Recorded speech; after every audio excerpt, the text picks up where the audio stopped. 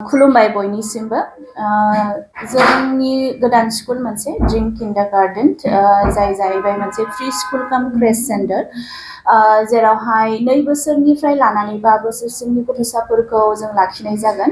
बियो बावैसो जोंहा अपेन जादों। बुंनो थाङोब्ला डिसेम्बरावनो बियो अपेन जादोंमोन, नाथायबा जोंना क्लासरुम्सफ्रा रेडि नङामोन, जायनि थाखाय जोंनि क्लासेसआ रेडि जायाखैमोन। नाथाय दा जोंनि क्लासरुमफ्रा फुल्लि रेडि, स' दा एडमिशना सोलिगासिनो दङ। दा जोंनि बे स्कुला जेरैहाय आं सिगाङावनो बुंबाय जे 2 बोसोरनिफ्राय 5 बोसोरसिमनि गथ'साफोरखौ लाखिनाय जागोन। जिहेतु बे स्टेजआ मोनसे फाउन्डेसन स्टेज अफ लार्निं, जायखौ जों क्रुशियेल होननानै सानो, इम्परटेन्ट स्टार्टिं अफ लार्निं। स' बिनि थाखायनो जोंनि कारिकुलामा ओरैबायदि डिजाइन खालामनाय जादों जाय माने बिसोरनि फिजिकेल, मरेल, साइकोलजिकेल आरो गोबां रोखोमनि डेभेलपमेन्टखौ लाबोनायाव हेफाजाब होयो। दा बेखौनो नोजोर होनानै जोंनि टिचिं स्टाफ्सफोरखौबो स्ट्रिक्टलि इन्सट्राक्शन्स होनाय जादों जे मन्टेसरी मेथड, जायखौ जों होननानै बुङो प्ले वे मेथड, बा सुंदयै बुंनो थाङोबा बे टटेलि एक्टिभिटी बेस्ड लार्निं जागोन, जेराव गथ'साया इन्जय खालामनानै सोलोंनो हागोन आरो। दा बेयावहाय गोबां फेसिलिटिसफोर प्रोभाइड खालामनाय जागोन, जेरैहाय बुंनो थाङोबा लाइभ सीसीटीवी फुटेज पेरेन्टसफ्रा जेरावखि थाया मानो, वार्किं प्लेसनिफ्रायनो जा बा जेरावखि थाया मानो गाव गावनि गथ'साफोरखौ नोजोर लाखिबाय थानो हागोन। आरो बेजोंनो लोगोसे जोंहा बेवहाय क्रेच सेन्टारबो दङ, जेरैहाय आङो मख'खादों। क्रेच सेन्टाराव जोङो 1.5 बोसोरसोनि गथ'फोरखौ लाखिनाय जागोन, नाथाय जोबोद लिमिटेड सिट्स बियो।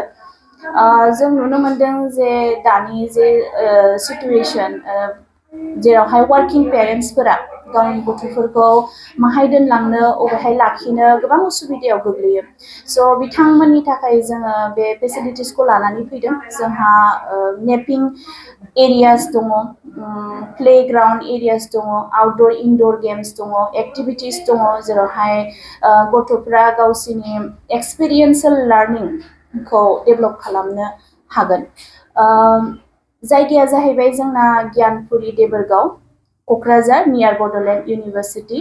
स' जायफोर पेरेन्टसफ्रा गुड स्टार्ट अफ दियार चिल्ड्रेन नागिरगासिनो दङ, गावसोरनि गथ'साफोरनि मोजां मोनसे स्टार्ट लार्निंखौ नागिरगासिनो दङ, बिसोरनि थाखाय जोङो बे स्कुलखौ लाबोनाय जादों बेयावहाय।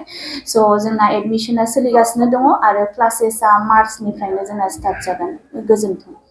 कन्टेक्ट नाम्बारसफ्रा जोंना होनाय दंखायो। क'क्राझार नोगोरनि आरएनबि लामाजों थांनाय बागानसालि वार्ड नम्बर 8 आव रायजो राजाफोरनि गोग्गो देहा लाखिनो थाखाय सानजोरां इन्टारप्राइजआ गोदानै जेनेसा वेलनेस प्राइभेट लिमिटेड बेखेवदों।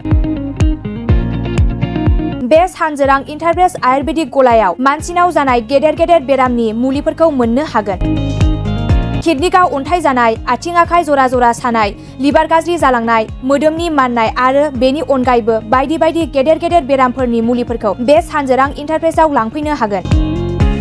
सानजोरां इन्टारप्राइजआव गासै बेरामनि मुलिफोरखौ हलसेल राङावनो लांनो हागोन। सानजोरां इन्टारप्राइज बिगोमाया फोरमायबावनाय बायदिब्ला नैबे 9954157149 जानबुं नाम्बारनि गेजेरजों नोंथांनि गोनांथि जानाय मुलिफोरखौ सुलाद लानो हागोन।